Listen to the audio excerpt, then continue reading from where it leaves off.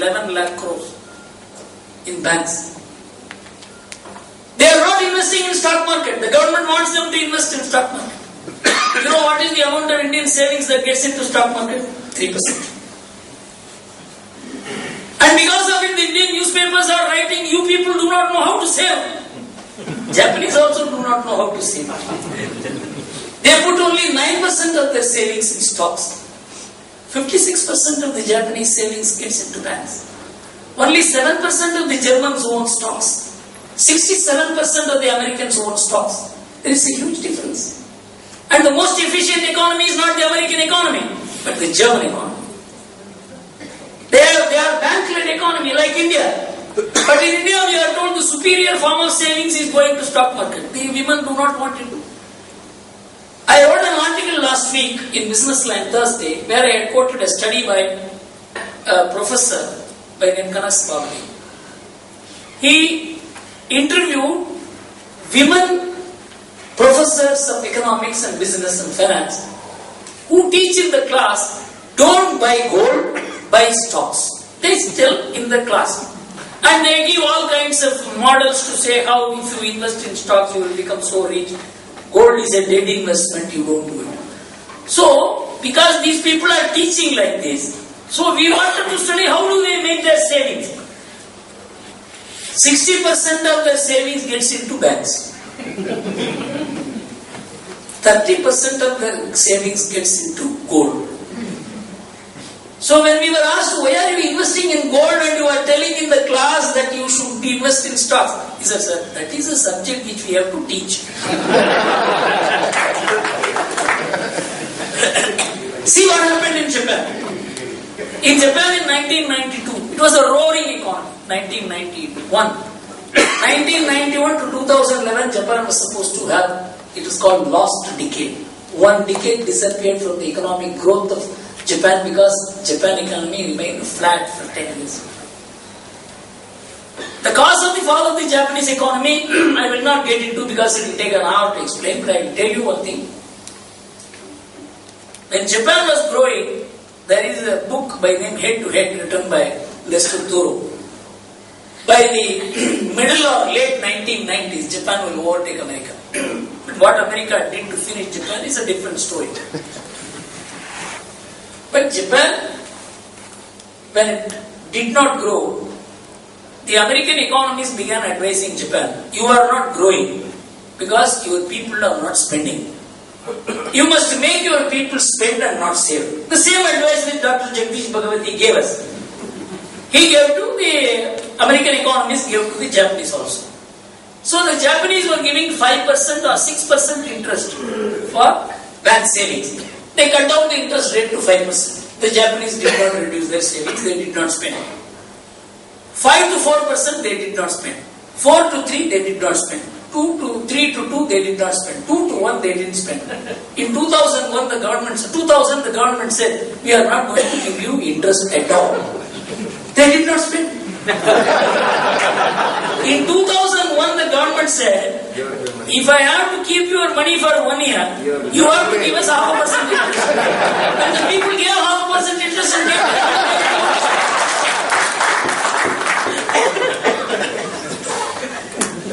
that's also an efficient economy.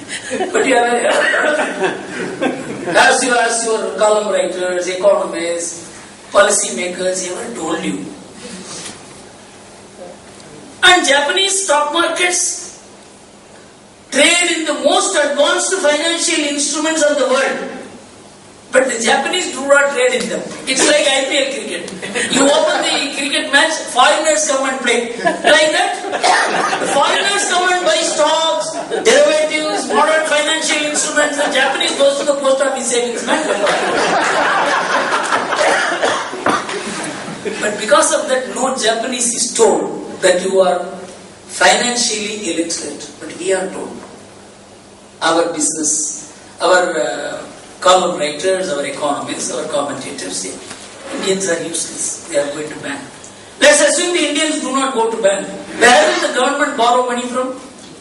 You are depositing 11 lakh crores this year into the banking system and the government is borrowing 6 lakh crores. American people do not deposit money in banks. They have no savings at all. Their savings is finished. Because you have responsibilities as family, parents, elders. You have to take care of youngsters, you have to educate them, you have to take care of them during their unemployment. The entire Indian lifestyle is based on responsibility. But in America there is no responsibility. And so because of that they are not saving. The American saving, family savings to GDP ratio, it was family savings to total savings, which was 80% in 1960, came to minus 20% in 2006. People began spending more than what they were earning. And they were encouraged to do. 11 crore American families have 120 crore credit cards. So they were made to spend beyond their income. Because of which American government has no money to borrow within America. They borrow outside America. You know what is the rate of borrowing of America today, every day? 20,000 crores. Why is the shutdown? Because if they cannot borrow, they cannot pay salaries. But the President of India takes the salaries and he doesn't pay to the peons. That is what the shutdown is. 800,000 employees were shut down, asked to go home because we have no money to pay you. The higher officials were taking the pay. Because they can't borrow money outside. Asia produces 70% of world savings. The entire 75% of world savings. The entire world's 75% savings from Asia is borrowed by America. You know why? Family has been lost. Cultural basis of life has been lost. So we must understand, our people are the biggest economic asset of India. Their lifestyle is the biggest social capital of India. The Indian economy is basically feminine in character. Higher savings, moderate consumption. All of you might be fighting with your wife as to what should be thrown out of the house and not thrown out of the house. My fight with my wife is about whether this should be thrown out or not. I will say it should be thrown out, she will say it has a use, forget, you give it to me. We turn waste into wealth. Our women find utility in everything, including the husband. I have found, I am not talking, he's here. You go to YouTube, Indian economy feminine in character, you touch my name. In 2005 in America, I delivered a lecture in Sunny Valley on this theme. American women have become like men. But we understand nothing. So Indian economy will emerge stronger and stronger. I have absolutely no doubt about it. And I will cite the latest Economist newspaper. Because we have always to cite some foreign newspaper to know what we are. Latest newspaper has said, the informal sector in India is very strong. You know what is informal sector? The informal sector is one about which the government does not know anything. The formal sector means you file returns, you are caught with the income tax department, the sales tax department, excise department, and the informal sector avoids all this, so they are growing, they are doing very well. The government of India conducted a census in 2005, the economic census 2005, and found to its shock that there were 43 million non-farming enterprises, 75% unregistered, which gives employment for 102 million people. The government came to know for the first time. But we see it all the way. There are tea stalls we see a huge tire being hung there, and the man is making 1,000 rupees a day. And the car breaks down, a boy comes and repairs, otherwise he is sitting somewhere sipping a cup of tea. And the only brand he has is a tire will be hanging that. That is his business announcement. Like that, there are 43 million non-farming enterprises. 67% of it is run by backward class and scheduled castes and scheduled tribes. And bank advances to this is just 5% of the capital requirements. The balance comes from pledging gold. You call gold a wasteful asset?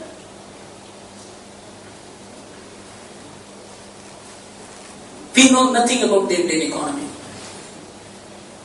And the Economist newspaper has said, the government is angry that these for this informal sector is not paying taxes. They are giving employment. They are giving production.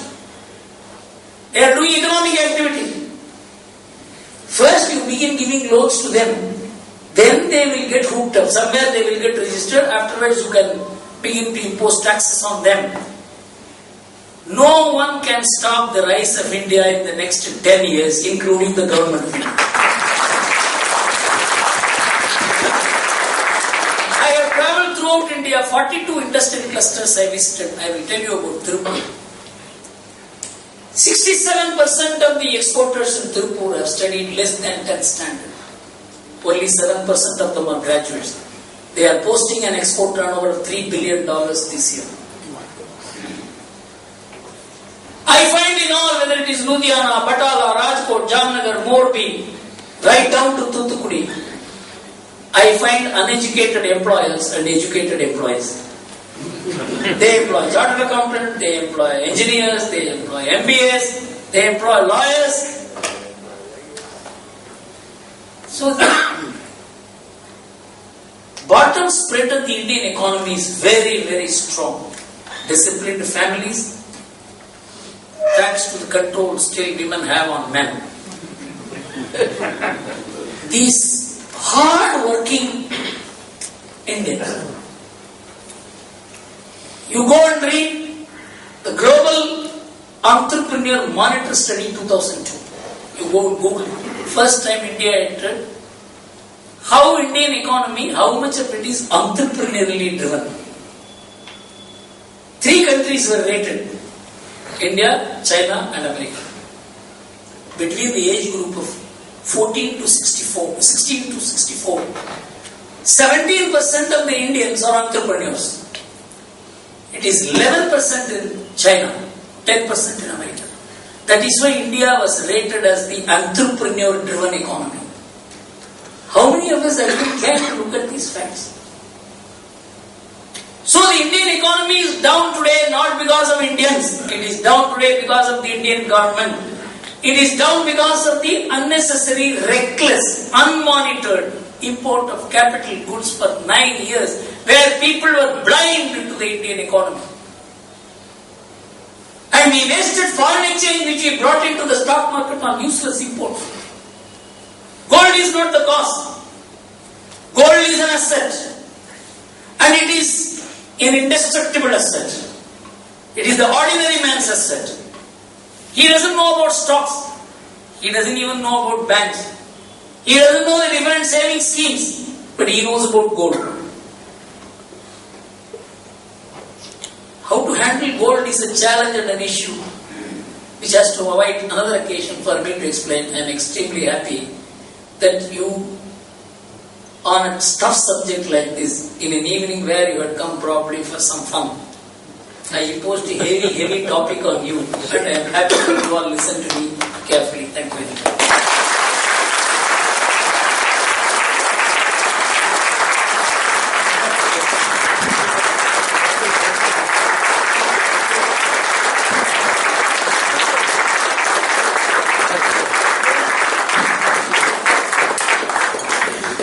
Thank you very much, sir, for an excellent speech. May I now request the Rotarians, if they have any questions, they can ask him.